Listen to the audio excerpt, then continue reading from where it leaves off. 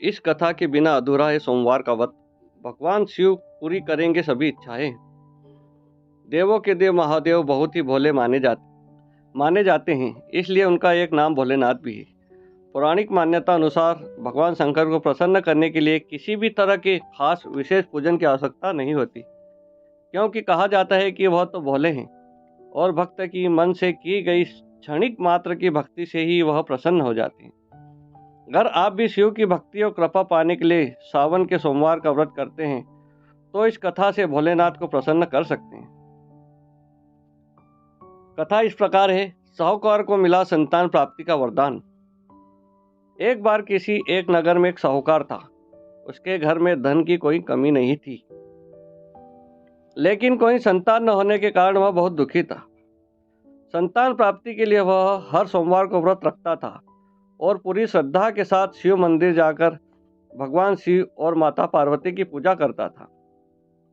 उसकी भक्ति देखकर एक दिन मां पार्वती प्रसन्न होकर भगवान शिव से साहूकार की मनोकामना पूर्ण करने का निवेदन किया।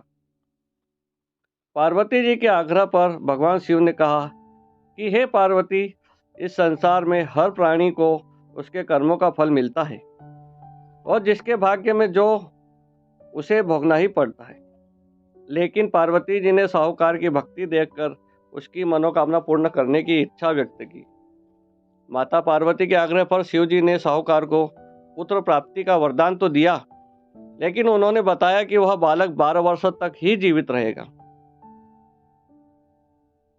साहूकार के पुत्र का कुछ ऐसा विवाह हुआ। माता पार्वती और भगवान शिव की बातचीत को साहूकार सुन रहा था, इसलिए उसे ना तो इस बात की खुशी थी और ना ही दुख। वह पहले की भांति शिव जी की पूजा करता रहा। कुछ समय के बाद साहूकार की पत्नी ने एक पुत्र को जन्म दिया। जब वह बालक 11 वर्ष का हुआ तो उसे पढ़ने के लिए काशी भेज दिया गया।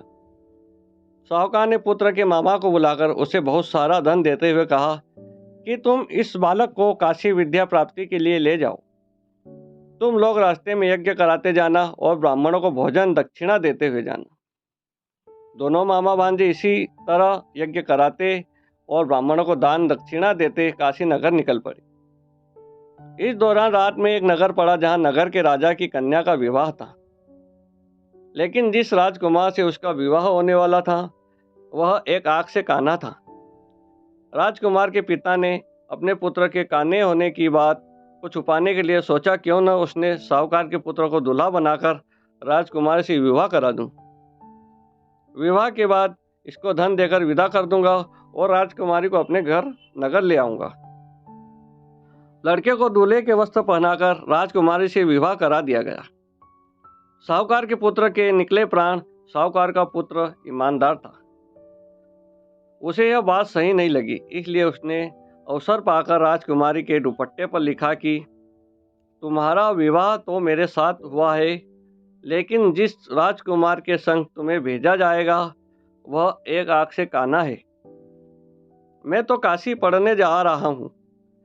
जब राजकुमारी ने चुन्नी पर लिखी बातें पढ़ी तो उसने अपने माता पिता को यह बात बताई। राजा ने अपनी पुत्री को विदा नहीं किया, फिर बारात वापस चली गई। दूसरी ओर साहूकार का लड़का और उसका मामा काशी पहुंचे और वहां जाकर उन्होंने यज्ञ किया। जिस दिन लड़का 12 साल का हुआ उस दिन भी यज्ञ का आयोजन था। लड़के ने अपने मामा से कहा कि मेरी तबीयत कुछ ठीक नहीं है। मामा ने कहा कि तुम अंदर जाकर आराम कर लो। शिव जी के वरदान के अनुसार कुछ ही देर में उस बालक के प्राण निकल गए। मृत भांजे को देख उसके मामा ने विलाप करना शुरू किया।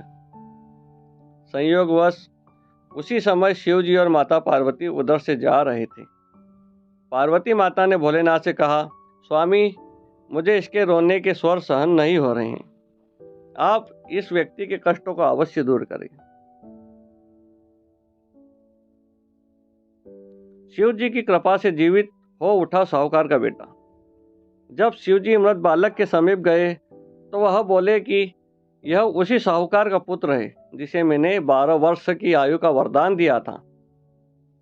अब इसकी आयु पूरी हो चुकी है, लेकिन मात्र भाव से विभोर माता पार्वती ने कहा कि हे महादेव, आप इस बालक को और आयु देने की कृपा करें, अन्यथा इसके वियोग में इसके माता पिता भी तड़प तड़प कर मर जाएंगे।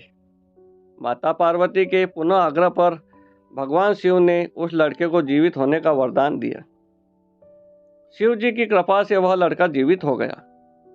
शिक्षा पूरी करके लड़का मामा के साथ अपने नगर की ओर वापस चल दिया।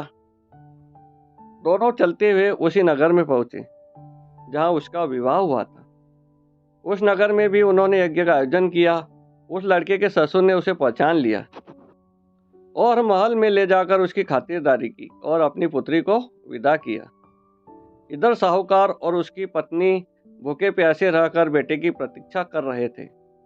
उन्होंने प्रण कर रखा था कि यदि उन्हें अपने बेटे की मृत्यु का समाचार मिला तो वह भी प्राण त्याग देंगे, परंतु अपने बेटे के जीवित होने का समाचार पाकर वह बेहद प्रसन्न हुए। उसी रात भगवान शिव ने साहूकार के स्वप्न में आकर कहा, हे श्रेष्ठी, मैंने तेरे सोमवार के व्रत करने और व्रत कथा सुनने से प्रसन्न होकर तेरे पुत्र को लंबी आयु प्रदान की है। इसी प्रकार जो कोई सोमवार व्रत करता है या कथा सुनता है और पढ़ता है, उसके सभी दुख दूर होते हैं और सभी मनोकामनाएं पूर्ण होती है। ओम नमः शिवाय।